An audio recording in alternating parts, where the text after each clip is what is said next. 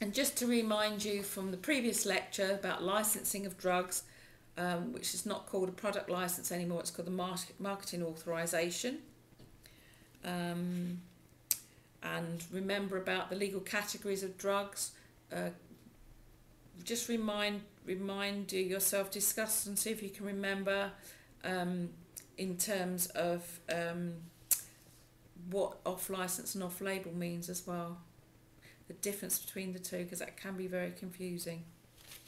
And to know if a product is licensed or has an authorization, that should bear an actual marketing authorization number and a legal status code. So that tells you whether it's a GSL, a P, a POM as well. And for POMs, prescription-only medicines, in law, no person other than those prescribed should administer it to themselves. But of course, the reality is if it's a child, they're not capable necessarily of administering their own drugs. An elderly person may be confused, or someone may be very unwell and not able to administer their own drugs. And that way, in that case, it is allowed that an appropriate practitioner or carer can administer a prescription-only medicine to someone who hasn't been prescribed for them, but they can administer it to the person that's been prescribed for. The exception where outside of this is where in a medical emergency. So a prescription-only medicine must have a prescription for it, except in a medical emergency. For example, in a case of anaphylaxis, you don't need to wait for someone to write a prescription for adrenaline. It can be given to save a life. And there are certain other situations in that, and professional bodies support that as well, and that's supported in law. Doctors are able to administer prescription-only medicines without a prescription, although it's considered good practice if they keep a record of what they've done, but non-medical prescribers are not allowed to do this. So they should only ever administer drugs with either a prescription or with a PGD. Just a refresher on the legal categories, the GSL is the one that anyone can buy over the counter, but it has to remain in the same product, boxing, packaging, etc. And there's a limit to how much they can obtain through that. P medicines, they're the ones that you can only get if you go to the pharmacist, and the pharmacist is alerted that they're being sold and may want to ask questions depending on what the product is.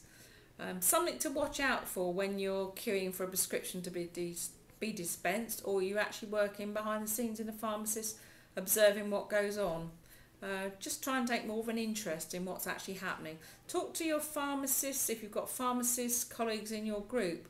Ask them what some of their experiences are, and dilemmas they faced with prescriptions. Think about your own professional practice and how you can reduce some of those problems that your colleagues may describe to you.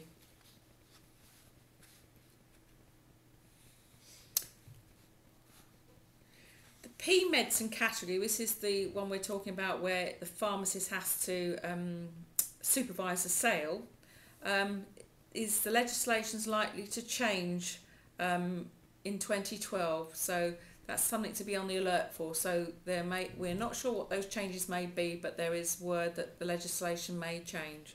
So that's something to watch out for. I said before in the previous presentation that hospitals and medicine acts define that all drugs prescribed in hospital, whether it's a 500 milligram of paracetamol that can be bought in a local petrol station, are all de facto prescription-only medicines if they're prescribed in hospitals, because before hospitals couldn't sell medicines, but that's now changed. There are many hospitals that can actually sell medicines as a sort of sideline within the hospital. But medicines are regulated through hospital policies. So it's something for those that work in hospitals to become very familiar with. You need to become familiar with hospital policies, local formularies, and those in the community need to be familiar with local formularies. And it's not always what you'd expect. So it's very important that you do find out, so you're working within what's agreed locally as well.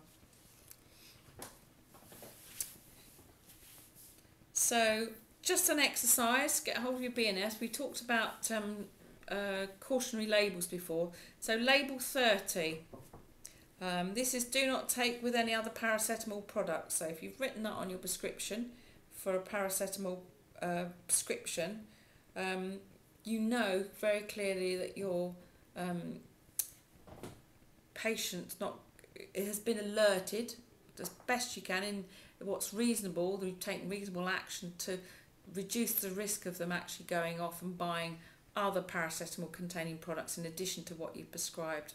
And that's where you discharge your responsibilities legally, because you've done everything that is reasonable in law to protect them. But if they choose to do something outside of that, it's not your responsibility.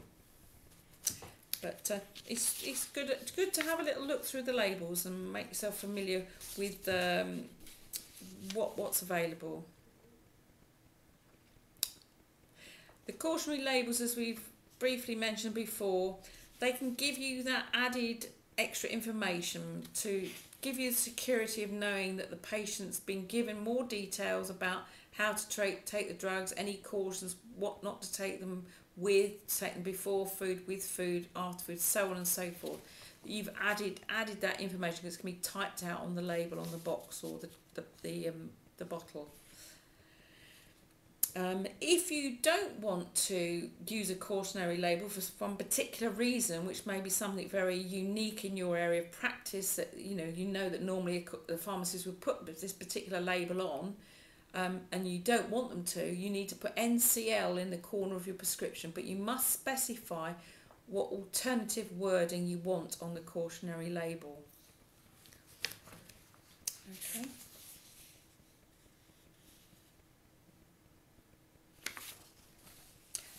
Have a look at the section on cautionary labels, either on the BNF online or in your hard copy. It's quite interesting reading around the scope of labels. Have a little look at that section as well. It's quite an enlightening area, something it's quite new, which is something you may not have come across until you've started to look into more detail about prescription writing. So now, as a group activity, you need to complete an activity where you write to review 3 written prescriptions. Your facilitator will provide you with these written prescriptions, and you need to develop a poster which promotes the principles of safe prescription writing. So you need to look at those 3 prescriptions, review them and pick out what may be incorrect on them, and then develop a poster to promote safe prescribing.